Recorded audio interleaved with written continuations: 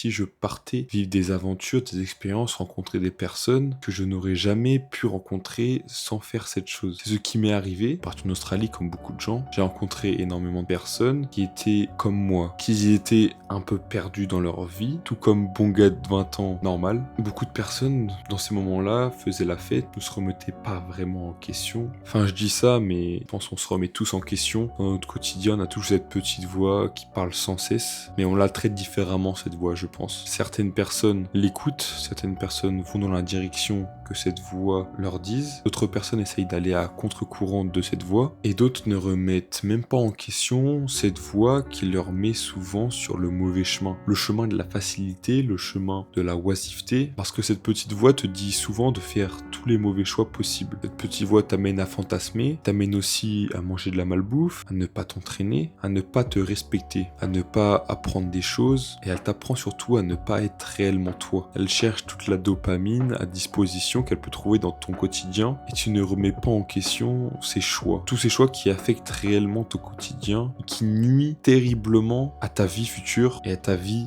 dans l'instant présent. Je t'invite à te remettre en question et à réfléchir sur ce que tu veux vraiment dans ta vie. Je poste tous les jours, donc abonne-toi, parce que si tu veux vraiment t'en sortir, tu vas sûrement pas y arriver tout seul ou bien très lentement. Donc abonne-toi à toutes les personnes que tu trouves de confiance. C'est ce que j'ai fait durant toute ma vie, et c'est à mon tour maintenant, je pense, de t'aider, toi qui jadis sûrement j'étais.